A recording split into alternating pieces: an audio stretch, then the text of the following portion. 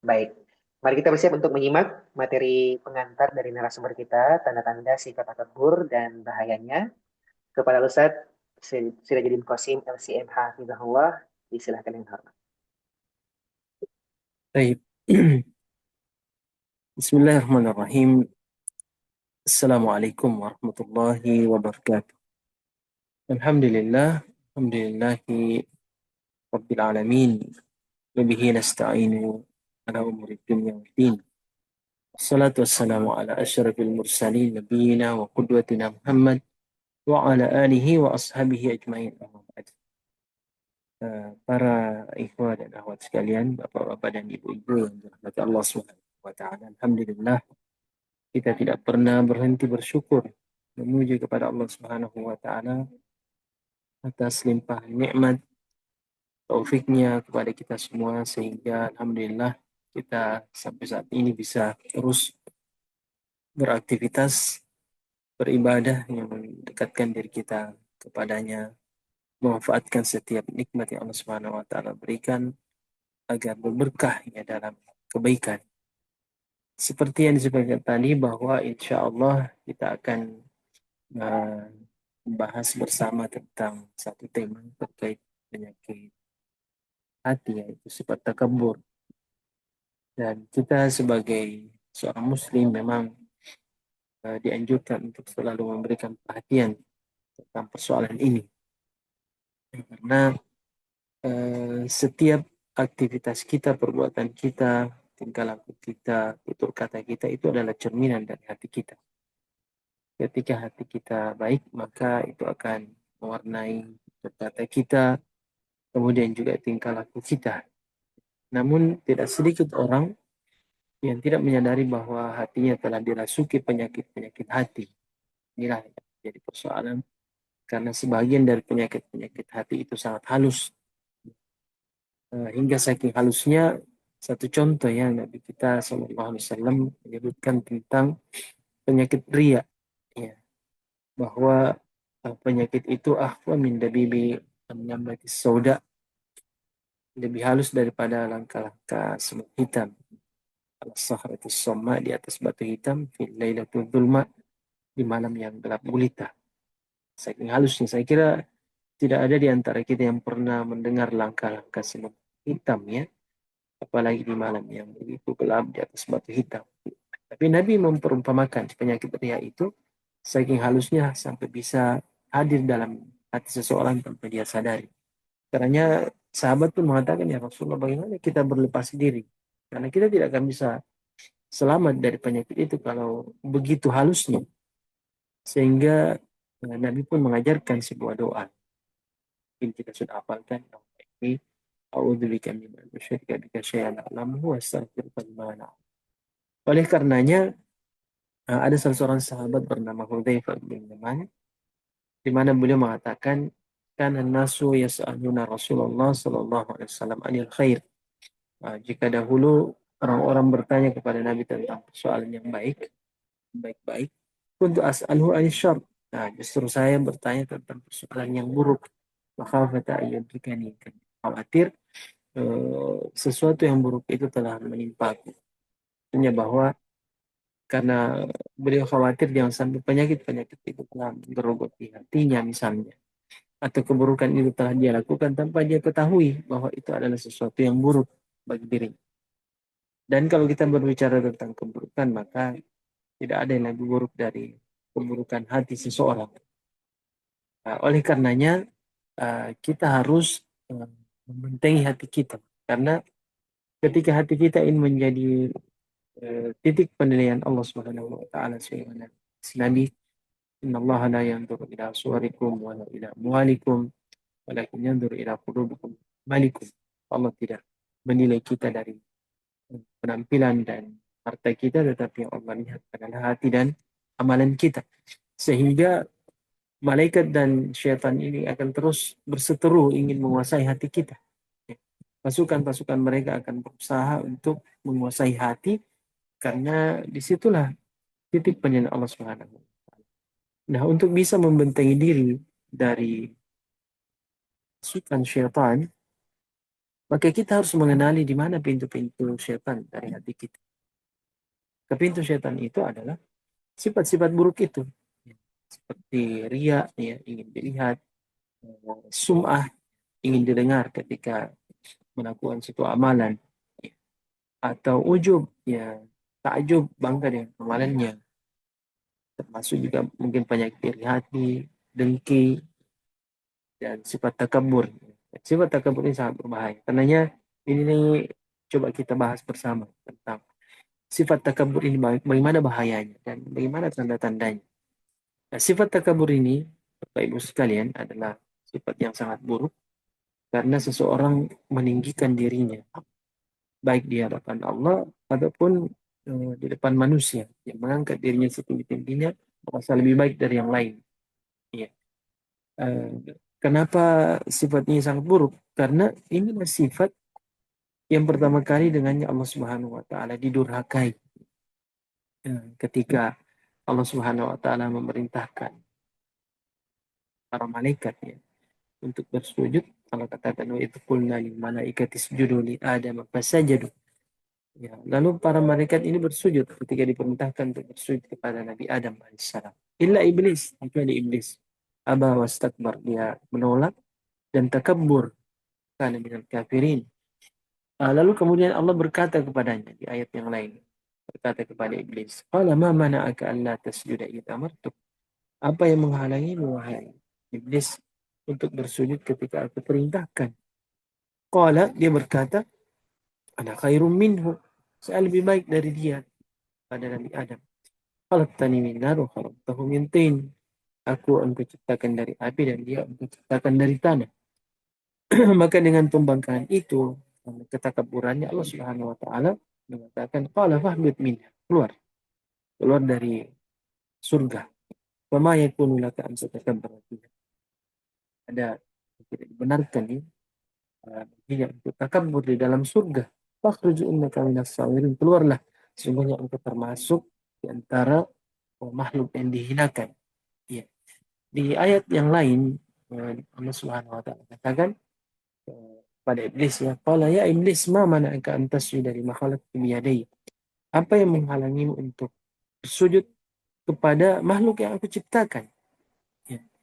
Istakbarta am kunta minal alin. Ya. Kunta minal alin. Apakah engkau takabur atau engkau meninggikan diri? Ya. Lalu kemudian dia menjawab, qala ana khairum minhu khalaqtani min nar khalaqtahu min tin. Engkau menciptakan api dari api, sedangkan kan kita ciptakan dari tanah. Ini adalah ketakaburannya yang kemudian menyebabkan dia dikeluarkan dan dihinakan oleh Allah Subhanahu wa taala. Qala fakhruj minha fa innaka rajim. Keluar, keluar dari surga, engkau adalah makhluk yang terkutuk. Wa inna alaika la'nati ila yaumiddin. Dan laknatku terhadapmu sampai hari pembalasan. Di sini bukti bahayanya sifat takabur ini karena balasannya adalah laknat, dikutuk dan dilaknat oleh Allah Subhanahu. Apa arti daripada laknat? Laknat itu artinya seorang yang dijauhkan dari rahmat Allah Subhanahu wa taala.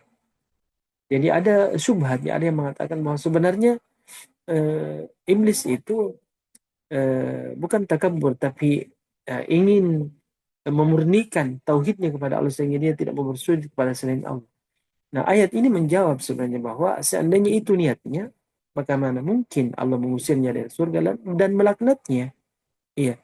Bahkan jelas-jelas Allah katakan, apa yang menghalangimu untuk bersujud kepada makhluk yang aku ciptakan dengan kedua tanganku? Dan itu bukan pengagungan sebenarnya. Allah memang yang diagungkan. Kita tidak boleh bersujud kepada selain Allah Subhanahu wa taala. Tapi yang ingin kita sampaikan di sini bahwa iblis karena ketakaburannya lah dia dikeluarkan dari surga dan dilaknat. Ya, laknat itu bahwa tertutup pintu rahmat untuknya. Karenanya iblis tidak akan bisa kembali lagi ke surga. Beda dengan Nabi kita Adam alaihissalam. Nabi Adam alaihissalam sekalipun melakukan kesalahan ketika memakan dari buah sebuah pohon yang Allah Subhanahu wa taala telah larang darinya, tetapi bukan karena kesombongan, karena hawa nafsu kemudian dia melakukannya. Dan itu juga atas tipu daya dan tipu muslihat iblis, sehingga beliau dikeluarkan tapi tidak dilaknat, sehingga masih bisa kembali kepada surga sebagai tempat asalnya. Karenanya kita katakan siapapun yang takabur di muka bumi ini dikhawatirkan kalau dia tidak bertobat dia tidak akan bisa menginjakkan kakinya di dalam surga Allah Subhanahu wa taala. Karenanya iblis tujuannya sebenarnya di dunia ini karena sudah terhalang dari rahmat Allah Subhanahu wa taala, sudah pasti masuk neraka, maka dia hanya mencari golongan-golongannya di dunia ini. Ya, orang-orang takabur yang mereka cari. Karena tidak ada orang yang tidak mau sujud kepada Allah, yang menolak syariatnya, tidak mau beribadah, kecuali pasti orang takabur. Ya. Karena Allah mengatakan, "Qala khruj minha madhuman madhura." Keluarlah dari surga madhuman dalam keadaan terhina, madhura, terusir. Lalu Allah katakan, "Laman tabi'aka minhum." Siapa yang mengikutimu dari mereka dan kalangan manusia dan itu juga jin, la amla anna jahannama minkum ajma'in. Akan penuhi neraka jahanam dari kalian. Dan takabur itu bersama iblis. Dalam ayat yang lain Allah Subhanahu wa taala mengatakan inna syaitana lakum aduwwan fattakhidhuhu aduwwa. Sesungguhnya syaitan itu adalah musuh bagi kalian maka jadikanlah ya syaitan itu musuh ya. Innama yad'u hizbahu liyakunu min ashabis sa'ir. Dia itu hanya mencari kelompoknya, golongannya ya agar mereka bersama-sama ya, menjadi golongan ya penghuni neraka sa'ir. Ya. Takabur ini Bapak Ibu sekalian yang paling berbahaya adalah takabur kepada Allah Subhanahu wa taala. Takabur kepada Allah ini juga ada beberapa tingkatan-tingkatannya. Tentunya yang paling tinggi adalah ketika ada orang yang ingin menyaingi kekuasaan Allah dan itu mustahil. Hanya orang bodoh sebenarnya yang mau melakukan itu karena dia menyadari dirinya adalah manusia yang penuh kelemahannya seperti Firaun. Ya, Firaun ini karena ketakaburannya dia berani mengatakan ana rabbukumul a'la. Saya adalah Rabb kalian yang paling tinggi. Nah, Namrus juga ya. Mereka-mereka ini orang-orang takabur dengan kebodohannya. Karena bagaimanapun takaburnya dia tahu suatu saat akan mati. Bahkan perlahannya kekuatannya itu akan berkurang. Ya, kenikmatan-kenikmatan dunia akan hilang. Tidak akan bisa lagi dia nikmati. Ya. Tanya Allah Subhanahu wa taala katakan tentang Firaun bahwa dia sebenarnya itu meyakini di dalam hati kecilnya ya. Dia yakini itu tetapi ketakaburannya lah yang membuat dia berani untuk mengatakan ana rabbukum a'la. Padahal ancamannya begitu jelas. Ya, apalagi tentang orang yang ingin menyaingi Allah, ya, ingin mengambil hak Allah Subhanahu wa taala dalam ketakaburannya. Manusia dengan kelemahannya hanya boleh tunduk kepada Allah Subhanahu wa taala. Dalam sebuah hadis kursi Allah Subhanahu wa taala mengancam dan mengatakan al-kibriya uridai. Kibriya ketakaburan itu adalah selendangku. Wal azamatu izari. Kebesaran itu adalah sarungku.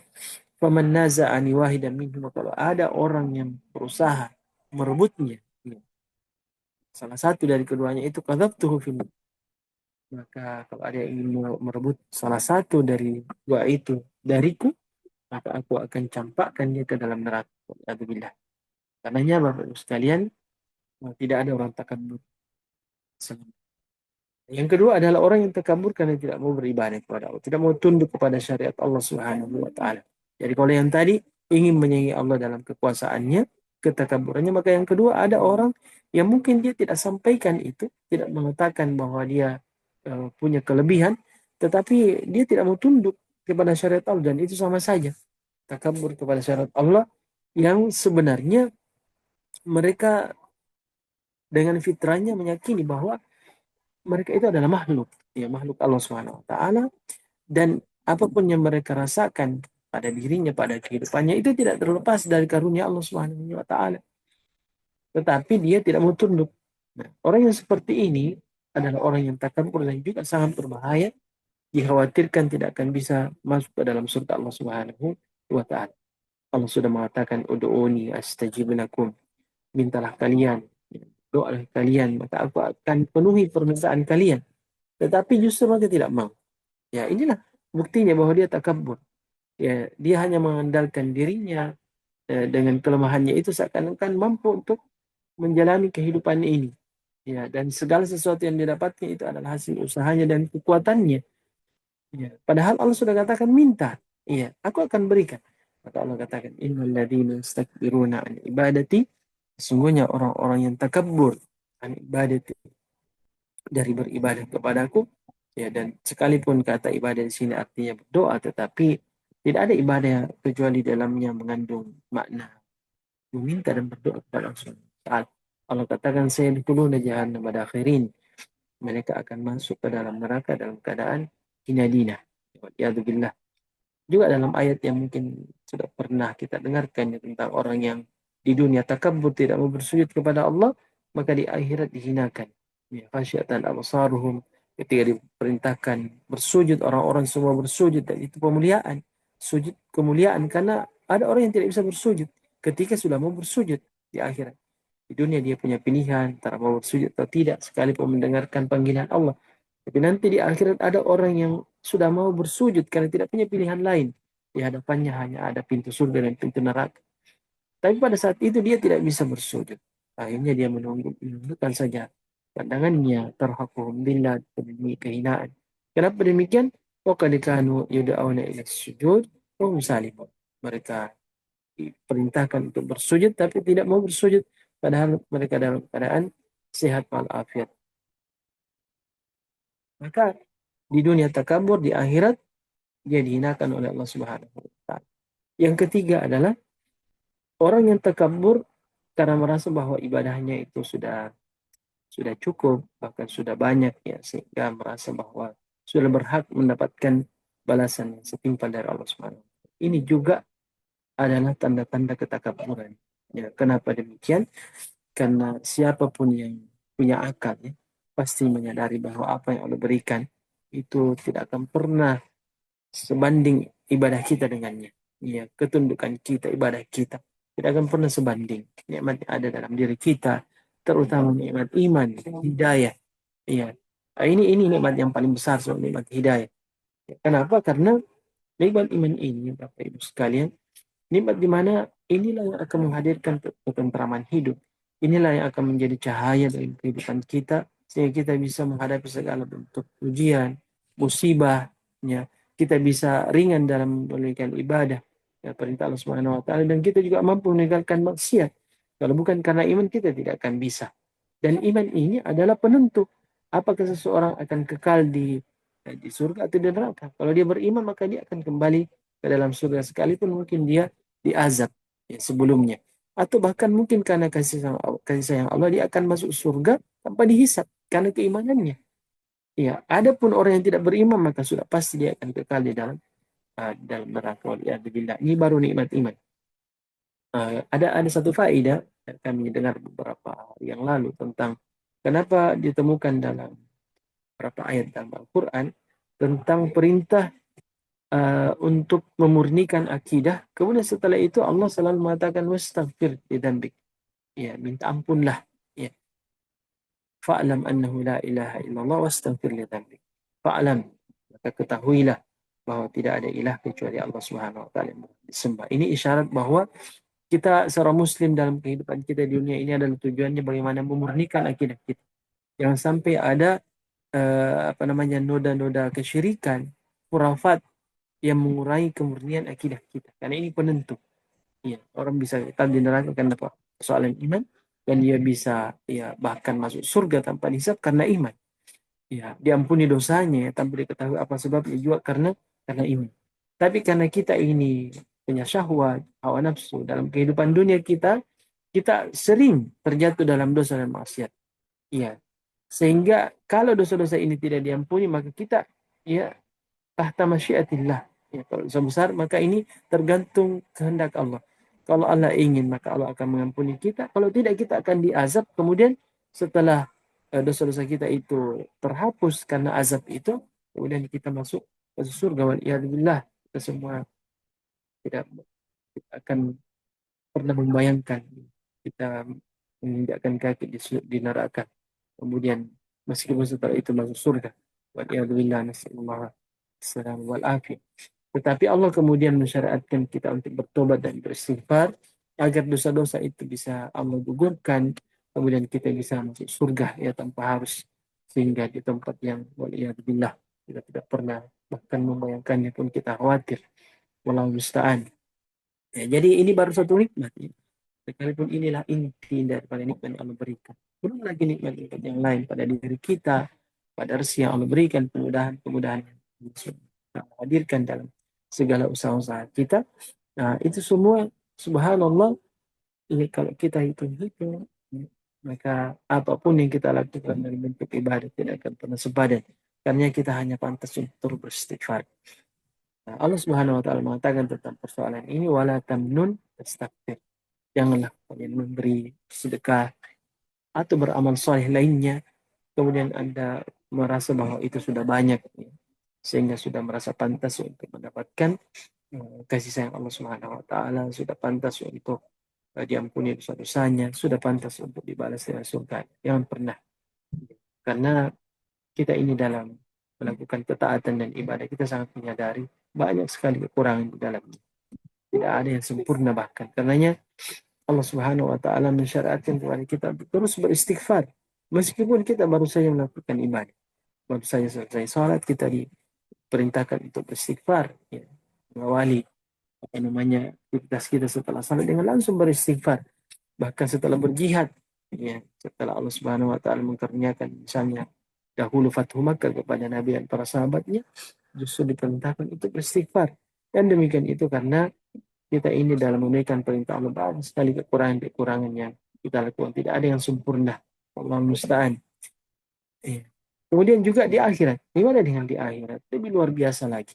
Ya, untuk bisa membanding-bandingkan nikmat Allah dengan apa yang telah kita lakukan. Sama sekali tidak ada apa-apanya. Ya. Di akhirat, bagaimana tahapan-tahapan perjalanan akhirat yang begitu mencekam. Mulai dari gerbangnya namanya kematian yang selalu menghantui kita, karena inilah yang paling dekat dengan kita. Alam barzah ini alam yang paling dekat dengan kita. Yang coba kita bayangkan, kalau kita lepas dari alam dunia ini, kita akan berada di alam barzah dalam waktu yang hanya Allah yang tahu. 1000 tahun, 2000 tahun, 1 juta tahun, hanya Allah yang tahu. Ya. Dan pernahkah kita bayangkan tempat yang begitu sempit itu? Allah musta'an. Sehari saja mungkin kita tidak akan betah, apalagi dalam waktu yang jauh lebih lama daripada kehidupan kita di dunia. Sehingga kalau Allah tidak menjadikan liang kubur kita itu seperti taman-taman surga, ya bagaimanapun indahnya kalau baru masih bersifat duniawi, kita tidak akan betah. Ya, anggaplah saja kita berada dalam satu kamar yang begitu luar biasa, mewahnya, ya, AC-nya begitu dingin, ya, bahkan mungkin semua apa namanya yang kita butuhkan, ya, perabot-perabot sudah ada. Tapi kalau kita berada di satu kamar saya terus menerus, kita tidak akan betah. Ya. Apalagi Allah musta'an kuburan yang sempit itu. Kita tidak tahu berapa lama kita akan berada di situ. Jadi kalau tidak dijadikan sebagai taman-taman surga, Allah musta'an. Ini baru saja. Baru alam barzah. Bagaimana lagi dengan setelahnya ketika kita dibangkitkan dari kuburan kita. Lalu melewati perjalanan akhirat. Yang Allah musta'an. Lalu kita selamat dalam satu tahapan. Siapa yang menjamin kita akan selamat pada tahap berikutnya? Ya, al-mizan, ya, di mahsyar, ya. Kemudian kita selamat di satu tahapan, siapa yang menjamin kita akan selamat pada tahap berikutnya? Kita akan diberikan kitab catatan amalan kita akan menyeberangi as-sirat, begitu banyak tahapan-tahapan yang harus kita lewati. Ya. Sehingga ini saja kalau kita mau bayangkan, seakan-akan kita masih terus bermain-main dengan kehidupan kita. Sallallahu taufik. Sallallahu taufik. Karenanya jika ada orang yang di akhirat kelak yang diselamatkan oleh Allah Subhanahu wa taala dari begitu dahsyatnya perjalanan akhirat itu, itulah orang yang paling beruntung, sangat beruntung. Dalam sebuah hadis dikatakan, "Law anna rajulan yujarru ala wajhihi min yaumi wulid ila yaumi yamut haraman fi mardatillah la hakirahu yaumil qiyamah." Seandainya ada seseorang yang sejak dia lahir sampai dia wafat, dia hanya beribadah saja, tidak ada maksiatnya, maka dia akan merendahkan itu semua di hari kiamat. Akan tidak ada, sangat tidak sepadan dengan apa yang Allah Subhanahu wa taala telah hadirkan untuknya berupa nikmat diselamatkannya dia dari azab Allah Subhanahu wa taala.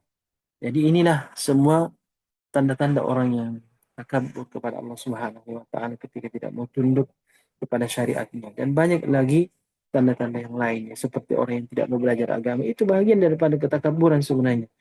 Karena ada orang yang Masya Allah sudah begitu lama menuntut ilmu, tapi karena dia merendahkan diri selalu mengatakan ilmunya tidak ada apa-apanya. Sehingga sampai mengembuskan nafas terakhir, masih terus berusaha untuk menambahkan ilmunya. Lalu bagaimana mungkin ada orang yang selalu merasa bahwa yang menuntut ilmu itu adalah amalan yang kita tidak punya waktu. Selalu mengatakan saya tidak punya waktu untuk belajar. Banyak apa namanya kebutuhan-kebutuhan duniawi yang saya harus selesaikan dan sebagainya. Tapi untuk hal yang sia-sia selalu ada waktu. Allah musta'an. Ya, ini di samping tipu muslihat iblis, di sisi lain mungkin ada sisi-sisi sifat takabur di situ. Karena merasa bahwa seakan-akan tidak harus berilmu ya tentang syariat ini untuk bisa selamat ya dan meraih kasih Allah Subhanahu wa taala. Atau juga termasuk karakter orang yang takabur, sifat takabur itu adalah orang yang tidak mau menerima kebenaran, ya. Merasa bahwa ilmunya itu sudah tinggi sehingga tidak pernah menerima kalau disalahkan. Ya, seakan-akan apapun diucapkan itu selalu benar. Pendapatnya lah yang benar, wallahu musta'an. Sekalipun biasanya, Allahu a'lam, orang-orang seperti ini adalah orang yang biasanya baru belajar. Ya. Kalau sudah menghafal beberapa hadis atau ayat, ialah yang paling benar. Tapi kalau dia sudah mulai mengalami betapa dalamnya samudra ilmu Allah Subhanahu wa taala, dia akan mengatakan bahwa dirinya tidak ada apa-apanya. Maka pada saat itu dia akan terus merendahkan apa yang telah dia pelajari. Apalagi memang kalau kita bandingkan dengan ilmunya para ulama kita, Ustaz, untuk membicarakan ini saya kita merasa malu, kita tidak punya apa-apa. Tapi Allah selalu menganjurkan kita terus saling nasihat-nasihati. Mereka-mereka yang takabur ini tidak mau belajar. Dan saya kira orang tidak mau belajar ini di samping karena ketakaburannya, waliyadzubillah, orang takabur itu sendiri sebenarnya tidak bisa belajar. Ya. Karena Allah sudah tetapkan siapapun yang takabur maka Allah akan jauhkan mereka dari cahaya ilmu. Allah Subhanahu wa taala katakan sa'asrifu an ayati, aku akan palingkan dari ayat-ayatku alladzina yatakabbaruna fil ardi bighairi haqq, orang-orang yang takabur di muka bumi ini tanpa hak. Ya, dan kata ahli tafsir bahwa mereka itu akan dijauhkan dari cahaya iman, tidak akan masuk ke dalam hatinya keimanan terhadap Al-Qur'an, sulit untuk memahaminya. Ya Allah musta'an. Ya, makanya ulama kita mengatakan ada dua orang yang tidak akan bisa eh, mendalami ilmu agama itu, yaitu orang yang takabur dan orang yang pemalu, yang tidak pada tempatnya. Ya. Dan orang yang seperti ini biasanya yang baru belajar dan takabur dengan ilmunya, dia akan sulit menerima kebenaran. Ya. Sulit menerima kebenaran karena selalu merasa bahwa dengan ilmunya tidak mungkin salah. Ya. Atau mungkin dia merasa malu kalau ketahuan kesalahannya. Sehingga dengan berbagai alasan, argumentasi, dia ingin membenarkan pendapatnya. Wallahu musta'an. Dan ini adalah inti ketakaburan itu. Sebagaimana yang Nabi katakan bahwa al-kibriya'u batarul haq wa ghamtun nas. Ya, sebenarnya eh, inti daripada ketakaburan itu adalah menolak kebenaran dan apa namanya merendahkan orang lain. Wallahu musta'an. Iya. Padahal seharusnya ilmu itu ketika dia bermanfaat maka dia akan melembutkan hati. Karena hakikat ilmu itu adalah khasyah, rasa takut kepada Allah Subhanahu wa taala. Kalau kita perhatikan Bapak Ibu sekalian, maka kita akan dapatkan bahwa memang di dunia ini hanya orang-orang yang lembut hatinya, yang tidak takabur, yang ditinggikan derajat oleh Allah Subhanahu wa taala. Sedangkan orang yang takabur itu, waliyadzubillah, ya, ujung-ujungnya akan dihinakan oleh Allah dan tidak akan pernah bisa masuk surga. Nabi kita mengatakan, la yadkhulul jannah man kana fi qalbihi mithqalu dzarratin min kibr. Tidak akan masuk surga orang yang di hatinya terdapat sebesar biji darah dari sifat takabur. Lalu bagaimana lagi dengan orang yang penuh hatinya dan ketakaburan hanya karena secuil ya dunia yang Allah berikan kepadanya, kekuasaan, ya, harta, ketenaran lalu membuat dia takabur, ya tidak mau tunduk kepada Allah Subhanahu wa taala, maka akan dihinakan. Ya, sedikit saja ya yang ada menjangkiti hati kita seperti takabur itu sudah menghalangi kita masuk surga. Karena tidak ada orang takabur di surga. Ya. Iblis menampakkan ketakaburannya langsung dikeluarkan dari surga. Bahkan tidak ada orang yang membawa masuk surga dosanya. Makanya Nabi kita Adam alaihissalam karena tiba-tiba berbuat dosa, satu dosanya itu membuat dia keluar dari surga. Karenanya subhanallah hanya orang yang bersih hatinya yang masuk surga. Bersih dari sifat-sifat buruk itu dan bersih dari dosa dan maksiat. Makanya tugas kita di dunia ini pada hakikatnya dengan ibadah-ibadah yang kita kerjakan adalah untuk mensucikan hati kita.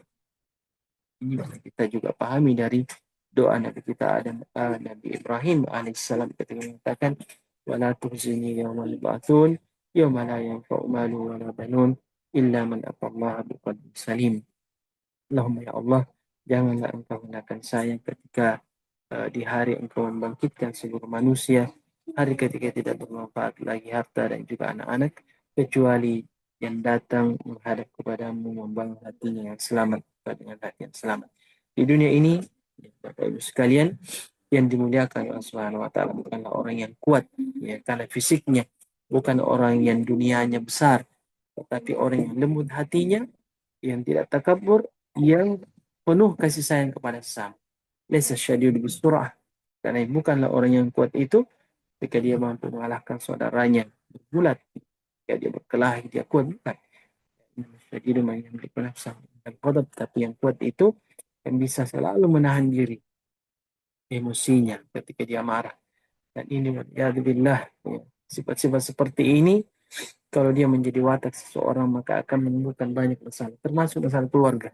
Ya, orang yang temperamen tinggi baik suami atau istri menyebabkan keluarga itu sulit untuk merasakan kedamaian. Ya, sangat sulit. Makanya ya subhanallah ketika Allah Subhanahu wa taala menginginkan kebaikan ya sebuah rumah itu, Allah Subhanahu wa taala tidak katakan atau akan Allah masukkan ilmu syar'i ya akan menjadikan begini dan begitu, tapi Nabi kita mengatakan Allah idza ahabba ahla baitin adkhala fihim rifq ya. Jika Allah Subhanahu wa taala menginginkan kebaikan untuk sebuah keluarga, maka Allah akan masukkan ke dalamnya arif ya kelembutan, kasih sayang. Ya. Karena dengan kelembutan itulah ya kita akan meraih pahala yang besar. Karena pahala yang besar itu didapatkan ketika kita mampu mengalah dari sesuatu yang meskipun sebenarnya kita berhak, tapi karena ada mafsadah ya, yang kita ingin hindari, ya maka justru dari situ kita mendapatkan pahala yang besar. Jika dua orang berselisih, karena mengatakan wa khairuhuma man bada bisalam. Yang terbaik di antara keduanya bukan yang takabur, yang tidak mau menoleh, tapi yang terbaik adalah yang paling dahulu memberi salam. Ya. Alladzina yunfiquna fis sarra wad dharra wal kadhimina al ghaidha wal afina 'anil nas. Orang-orang muhsinin yang disukai oleh Allah Subhanahu wa taala itu karakternya adalah mereka adalah orang yang berinfak untuk Allah Subhanahu wa taala baik dalam keadaan lapang maupun dalam keadaan susah dan yang mampu menahan dirinya ketika dia marah dan yang mudah memaafkan orang lain. Subhanallah, Nabi kita memperkuat hal ini dan meyakinkan kita bahwa memang ya, ujung-ujungnya kalau kita ingin mendapatkan kasih Allah Subhanahu wa taala, belajarlah untuk terus menyayangi. Ar-rahimuna yarhamuhumur rahman. Irham man fil ard yarhamuka man fis sama. Ya, orang-orang yang punya sifat rahmat itu maka akan dirahmati, dikasihi oleh Allah Subhanahu wa taala, disayangi oleh Allah Subhanahu wa taala.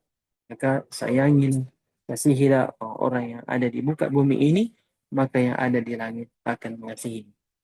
Ini menggambarkan kepada kita bahwa memang sifat takabur itu adalah sifat yang dibenci oleh Allah Subhanahu wa taala. Allah tidak suka orang yang takabur. Karena tidak ada orang takabur yang masuk ke dalam surganya. Dan memang Allah Subhanahu wa taala tidak menciptakan negeri akhirat itu bagi mereka, ya orang-orang yang takabur. Tilka darul akhirah ja'aluha lilladzina la yuriduna uluwan fil ardi wala fasada wal aqibatu lil muttaqin.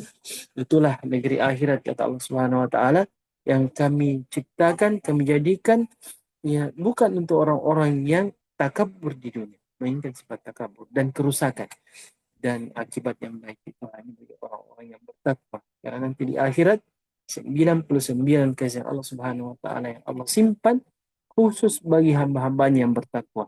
Satu saja yang Allah turunkan ke muka bumi ini maka kita bisa saling menyayangi. Bayangkan satu saja, bagaimana seorang suami bisa menangis seorang istri begitu kasih sayangnya kepada suaminya, kepada anak-anaknya menangis, kepada orang tua menangis untuk anak-anaknya. Itu kasih sayang saat yang kita bagi-bagi. Bayangkan banyaknya umat manusia. Bahkan binatang buas kata Nabi SAW. Bagaimanapun buasnya masih bisa menyayangi anak-anaknya. Ya itu satu kasih sayang kita bagi-bagi. 99. Bayangkan. Allah Subhanahu wa taala simpan hanya untuk hamba-hambanya yang bertakwa. Wal aqibatu lil muttaqin. Bukan orang-orang yang takabur. Jadi kuncinya Bapak Ibu sekalian bahwa tidak ada orang takabur yang masuk surga. Yang masuk surga adalah orang yang lembut hatinya. Kayaknya sebelum kita meninggal, bagaimanapun orang menzalimi kita, ya kita berusahalah untuk mengedepankan kelembutan untuk memaafkan. Jangan mengembuskan nafas terakhir sebelum kita berlapang dada memaafkan semua orang. Bahkan orang yang pernah menyakiti kita, sakitnya bagaimanapun, beratnya, usahakan untuk memaafkan sebelum kita mengembuskan nafas terakhir. Bahkan ya, seandainya bisa, andaikan ada orang yang berutang kepada kita, ya, utang yang besar, ya, dan tidak ada keterkaitannya dengan ahli waris kita yang mungkin sangat membutuhkan, kita katakan lebih baik maafkan dan jadikan maaf kita untuknya demi meraih kasih Allah Subhanahu wa taala. Saya kira demikian apa yang bisa kami sampaikan pada kesempatan ini. Kami kembalikan kepada ya, Al-Hazun. Salah kemudian. Fadal. Afwan, suara kami jelas? Jelas Ustaz? Iya. Ya, jelas Ustaz. Tidak ada yang terputus. Baik, Bapak-bapak, Ibu-ibu hadirin dan seluruh pemirsa program konsultasi syariah bersama Dewan Syariah Wahai Islamiyah yang dirahmati Subhanahu wa taala. Kita masuk di sesi tanya jawab pada kesempatan hari ini. Silakan Anda yang ingin bertanya bisa mengirimkan pertanyaannya melalui uh, iya, melalui nomor WhatsApp atau call center Dewan Syariah Wahai Islamiyah di 0813 54 40 897. Dan saat ini Anda juga bisa mengirim pertanyaan pada situs tanya.dewansyari.com. Bisa kita manfaatkan. Di situ juga sudah ditampilkan jawaban-jawaban yang dari pertanyaan sebelumnya atau sudah dicatat ya. Iya. Dan hari ini kita bisa melalui uh, YouTube Dewan Syariah Wadah Islamiyah. Kami akan mulai dengan membaca chat yang sudah masuk karena durasi kita juga sedikit ya, kurang lebih 15 menit menuju jam 10 malam.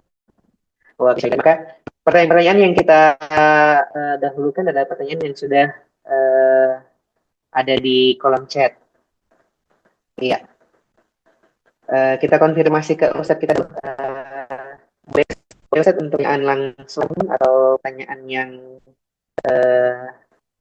kita beri kesempatan yang ingin open mic begitu, apa kita cukupkan di uh, chat saja?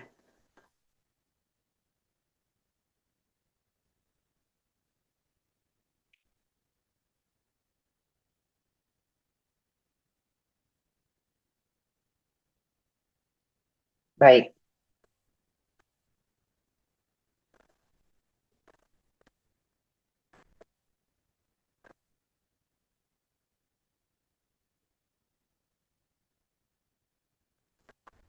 Nah, silakan untuk pemirsa yang dirahmati Allah Subhanahu wa taala, Anda masih mendapatkan kesempatan untuk bisa mengirim pertanyaan. Ya, sambil kita menunggu untuk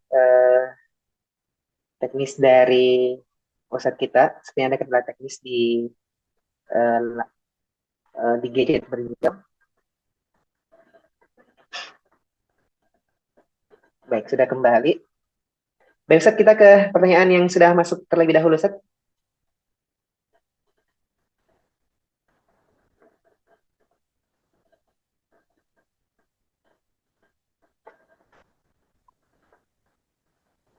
Sudah aman, Ustaz? Iya. Oh, baik, sekarang sudah jelas. Kita ke pertanyaan dari Ustaz. Ini berkaitan dengan orang tua yang sudah tua, eh, mau sholat, tetapi orang tua tersebut tidak bisa hafal bacaan sholat, Ustaz. Karena usia juga, dan beliau juga tidak bisa bahasa Indonesia, dan tidak tahu mengaji. Selain itu, ya karena orang tua yang sudah sangat lanjut usia begitu, Ustaz. Disebutkan di sini manula. Iya. Ini bagaimana dengan orang tua yang cara sholatnya orang tua yang seperti ini, Ustaz? Baik, Bismillah, wassalatu wassalamu ala Rasulillah wa ala alihi wa ashabihi wa man wala. Jadi orang-orang yang memang sudah tidak sempurna ingatannya ya, atau akalnya, maka ini dimaafkan oleh Allah Subhanahu wa taala. Ittaqullaha mastata'tum. Karena ini di luar kemampuannya, maka kita katakan bahwa di saat dia sadar, diusahakan keluarganya, anak-anaknya terutama untuk mengingatkannya dan mengajarkan dia untuk sholat. Sekalipun mungkin dia tidak memahami karena dia tidak bisa mengaji dan seterusnya.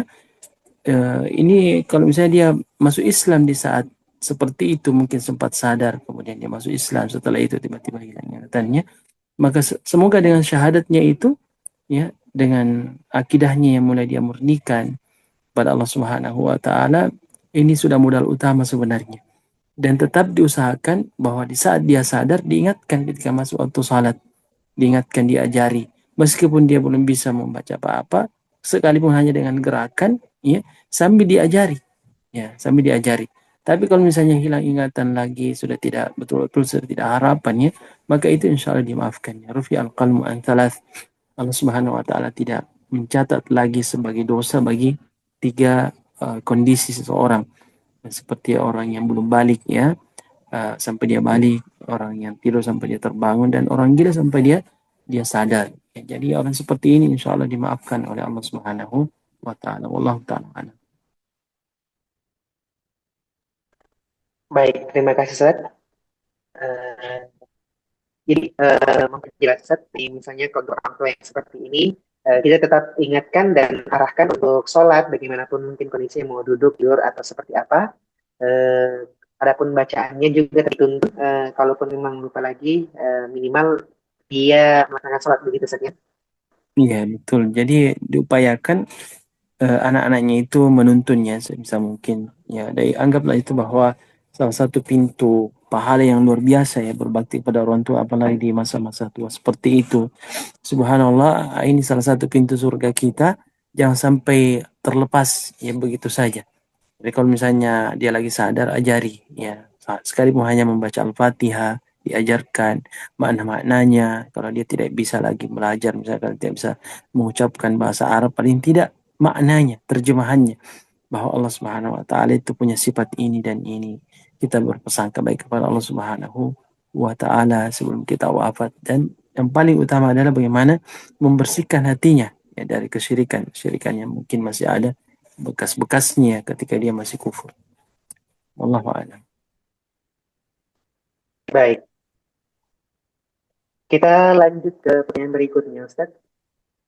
Ini pertanyaan yang masuk melalui call center atau pesan WhatsApp yang sudah kita sebutkan tadi, nomor WhatsApp yang kita sebutkan tadi.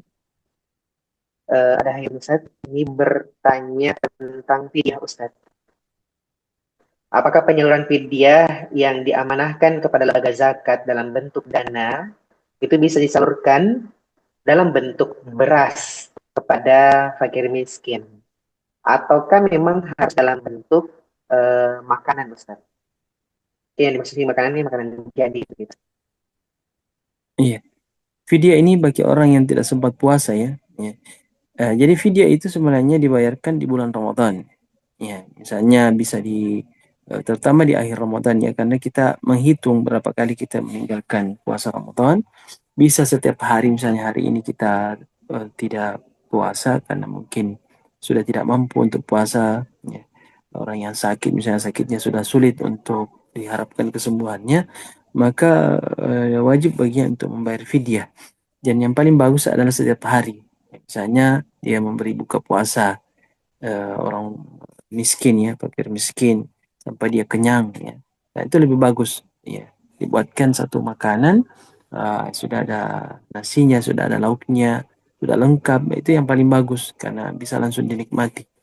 Ya, esok harinya kalau masih belum sempat puasa, sudah tidak bisa misalkan yang sakit, maka itu lebih bagus. Dan ulama kita mengatakan boleh digabung di hari terakhir Ramadan. Dan ini dilakukan oleh salah seorang sahabat Nabi seperti Anas bin Malik kalau tidak salah, radhiyallahu taala anhu, boleh menggabungnya berapa hari tidak sempat puasa lalu membayar fidyahnya di akhir Ramadan. Misalnya 10 hari tidak sempat, maka dia bayarkan dan dengan cara mengumpulkan misalnya 10 orang fakir miskin lalu dia beri makan sampai dia kenyang. Ya, dan itu yang paling utama. Ya, diberi makan ya dengan makanan yang sudah siap. Siap saja. Wallahu a'lam. Baik, terima kasih Ustaz untuk jawabannya. Mm-mm. Kita lanjut ke pertanyaan berikutnya masih dari nomor call center kita dari Bapak Munawir. Ustaz, kalau sakit dan drop terkadang muncul sakit kepala yang berlebihan Ustaz. Di saat yang bersamaan biasa dipijit, kemudian dirukyah, selalu muncul eh, minta keluar dari tubuh tapi tidak bisa begitu Ustaz.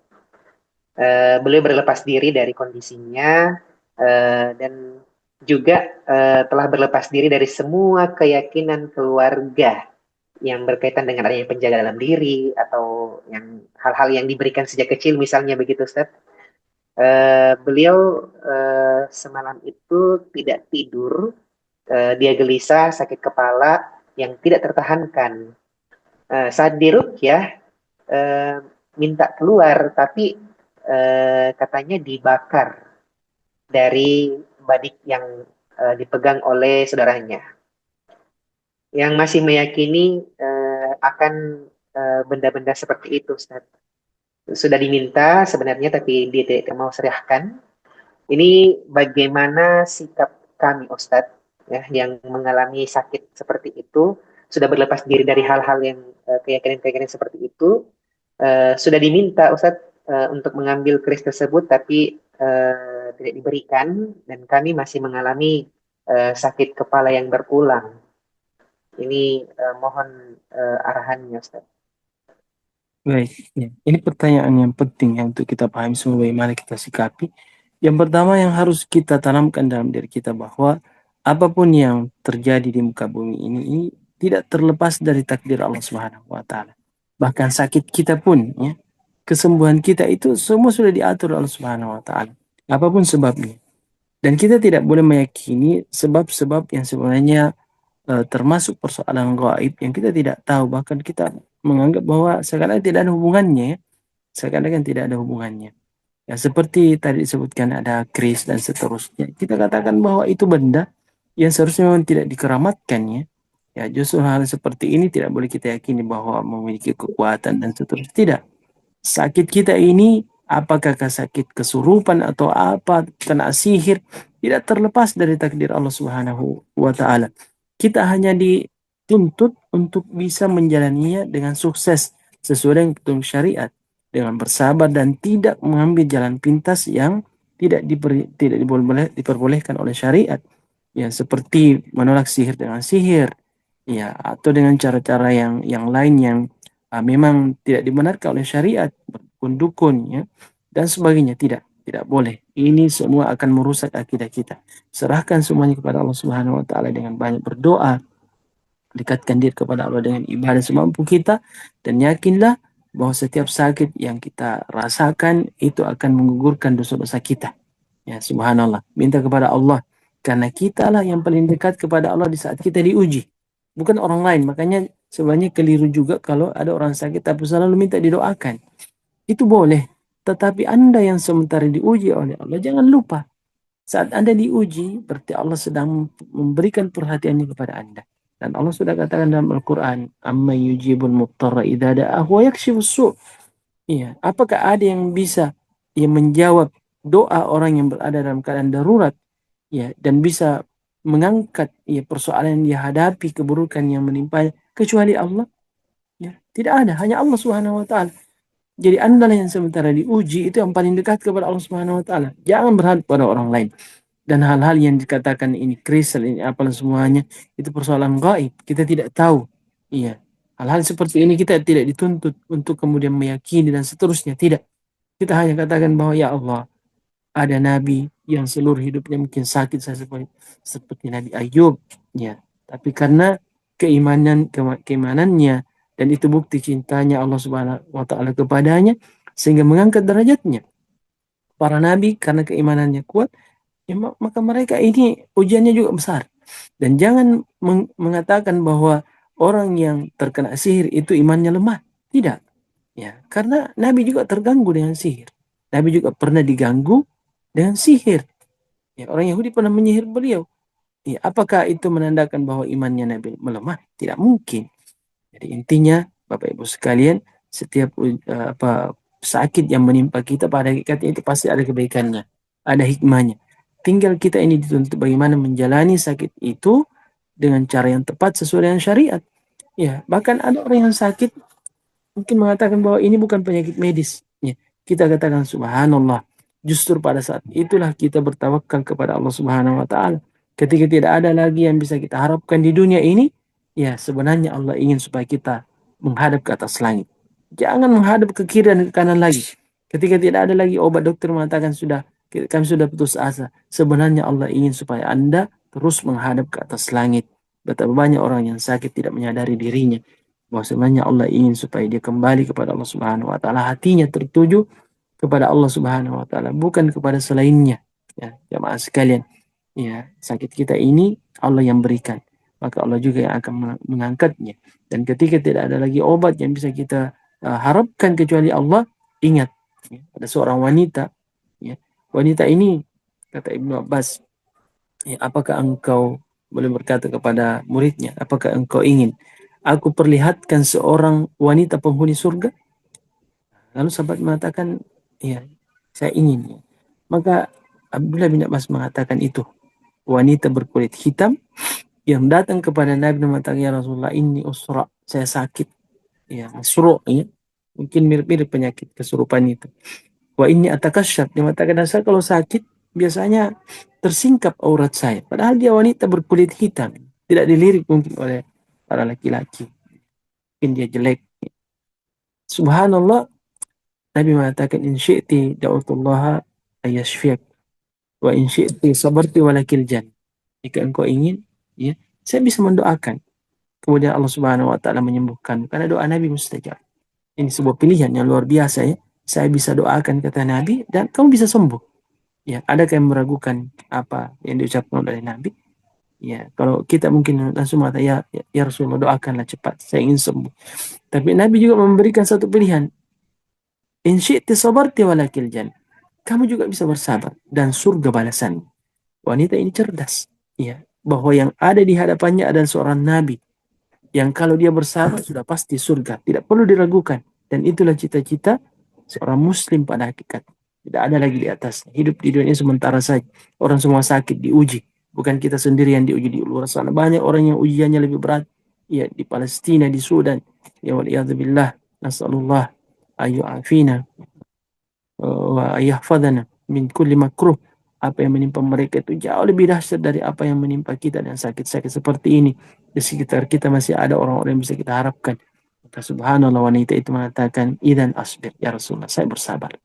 Ya, itu artinya kunci surga sudah di tangannya. Subhanallah. Dan ini pelajaran penting di sini juga bagi khususnya bagi kaum muslim, ya. Wanita ini dikatakan wanita berkulit hitam. Ya. Maksudnya bahwa wanita ini tidak terlalu peduli. Ya, meskipun mungkin auratnya tersingkap tidak akan ada orang yang tertarik. Tetapi dia tidak menganggap itu sebagai aurat. Ya, tapi yang dia pertimbangkan adalah syariat Allah Subhanahu wa taala. Dia tidak pikirkan dirinya itu jelek, tidak dilirik orang. Tapi yang dia pertimbangkan bahwa ini perintah dari Rabb saya. Ya, ini perintah dari Allah Subhanahu wa taala. Betapa banyak, ya, wanita-wanita yang cantik tapi tidak menghargai dirinya. Ya, jauh dari Allah Subhanahu wa taala, tidak menghargai karunia Allah Subhanahu wa taala. Seakan-akan apa yang dia dapatkan itu Masya Allah, karena memang kecantikannya dia lupa kepada Allah Subhanahu wa Ta'ala. Wanita ini tidak dilirik oleh laki-laki, tapi subhanallah, bukan itu yang menjadi pertimbangan, tetapi dia mendahulukan Allah Subhanahu wa Ta'ala yang ada di hatinya, sehingga berhasil Allah Subhanahu wa Ta'ala berikan kunci surganya melalui nabinya Muhammad sallallahu alaihi wasallam. Ini yang harus kita tanamkan dalam diri kita. Jangan terlalu lalu dengan penyakit. Ya, kita semua diuji. Ya. Yang perlu kita persiapkan diri adalah bagaimana agar kita belajar, agar kita sukses melewati ujian ini dan mendapatkan kasih sayang Allah Subhanahu wa Ta'ala. Wallahu ta'ala.